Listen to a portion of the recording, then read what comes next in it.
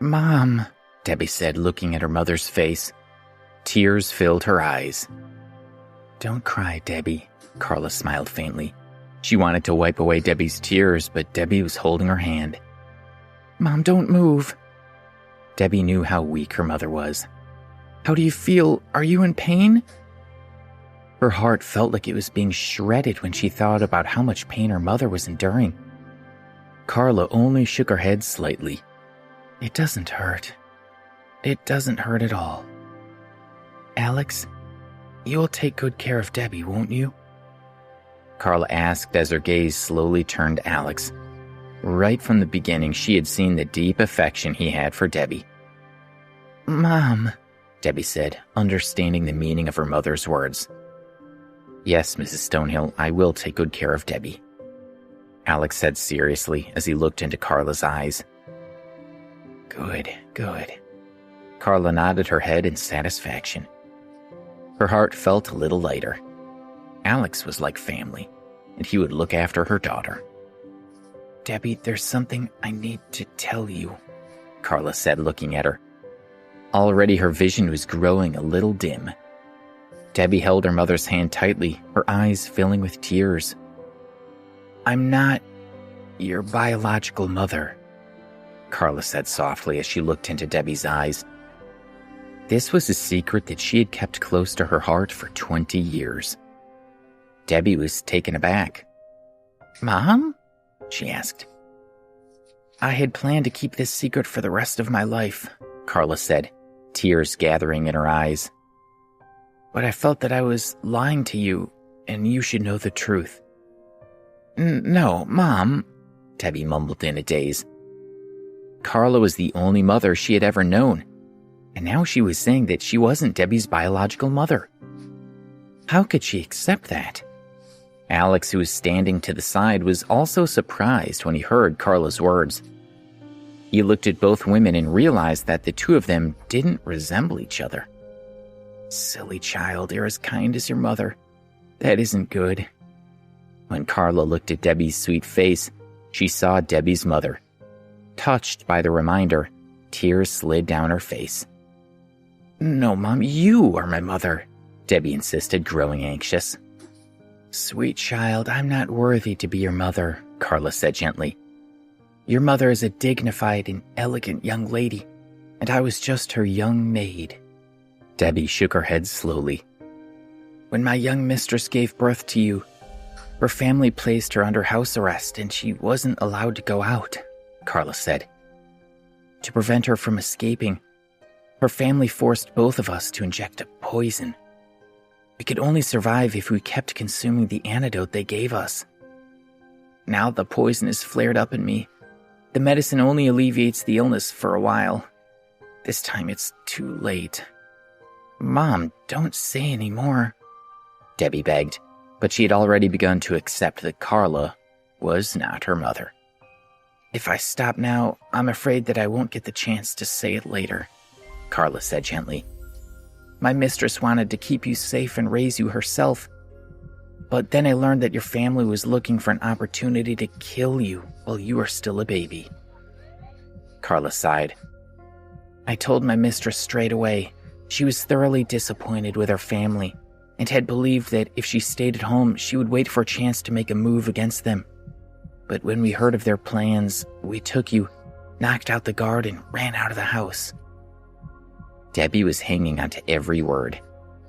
We were very careful, Carla continued, but we were still discovered by the family.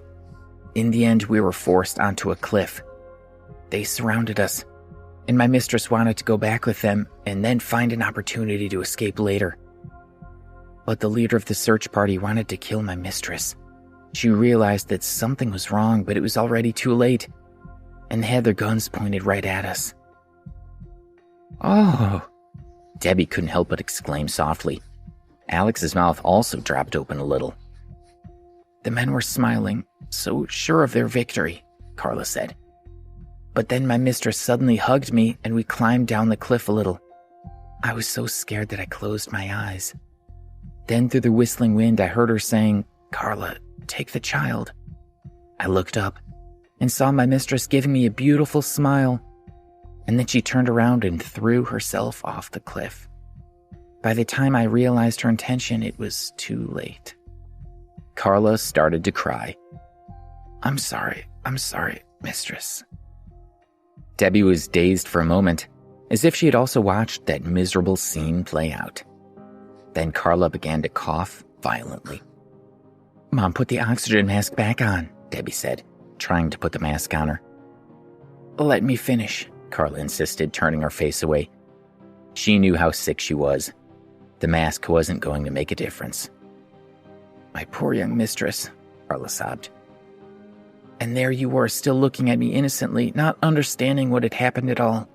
I heard someone saying that they were coming down to search for us, so I didn't dare to stay there any longer. I carried you and left quickly." A few days later, Carla had carried Debbie into a small town in the Northeast and started a new life. "Mom." Debbie kept trying to put Carla's oxygen mask back on, but Carla wouldn't let her. "Debbie," she said, "take off the jade pendant I'm wearing." Debbie carefully removed the pendant from around Carla's neck. The green part of the pendant faded to crystal white, and there were a few strands of red mixed in it at the end. It looked quite extraordinary. Carla had been wearing it for as long as Debbie could remember. She'd always wondered how a poor family like hers could have such a nice-looking pendant. She had asked Carla, but she had never received an answer. "This pendant belonged to my mistress," Carla said, her voice growing weaker. "I think you should wear it. It belongs to you." "Alex?" Carla said, focusing on him with great effort. "Yes?" he said seriously. "All these years Debbie has suffered just like me," Carla said, her voice growing feeble. "She's too kind, just like her mother, and I worry that she'll be bullied. Since she's chosen you, I hope that you'll treat her well and protect her from being hurt again." Her eyelids were growing heavier and heavier, and she had to fight hard to keep them from closing. She had to hear Alex's answer. "Okay," he said solemnly. "I promise that, as long as I'm around, I won't let Debbie get hurt. No matter how much I'm injured, you can depend on me." "Thank you," Carla said. "I'm so relieved." A faint smile appeared on her face. She no longer had the strength to move, and her breathing slowed. "Stop talking," Debbie said. "Please put on the oxygen mask." She was afraid Carla would waste even more energy trying to speak. "I really miss my mistress," Carla said softly as she slowly closed her eyes. "I really miss her." "You need to rest," Debbie said. She picked up the oxygen mask and pulled it toward Carla's face. But out of the corner of her eye, she saw Carla's hand slide down the bed. It lightly brushed Debbie and then stopped moving. Debbie looked at Carla, who had her eyes closed, and felt a great sense of emptiness in her heart. "Mom? Mom?" she asked, her lip trembling. She desperately hoped that Carla would respond like she always did, even just with a soft hum. But Carla just lay there quietly, motionless, her face devoid of life. "Mom?" she asked again, finally realizing what had happened, and a sorrowful wail escaped from her mouth. She hugged Carla's body and pressed her head against her chest, crying sorrowfully. The doctors from the nearby hospital finally arrived and were stopped at the door by Sam. They were no longer of any use. Debbie's mind flashed through scenes of her life with her mother. She didn't care about her biological mother. She only knew that Carla was the one who had known her and loved her the most. Carla was the woman she was the closest to, and now she was gone forever, leaving Debbie an orphan with nothing but memories. 5 minutes passed, then 10 minutes, half an hour, 1 hour. Debbie continued to cry. Her mother's smiling face and voice were gone, and Debbie couldn't control herself. Alex stood silently beside her, listening to her heartbreaking sobs. His heart felt torn in two, but he knew that no one could help her. She needed to grieve. "Debbie, please don't cry," he thought. "You won't be lonely, not with me here. No matter what the future holds, I'll stay with you forever."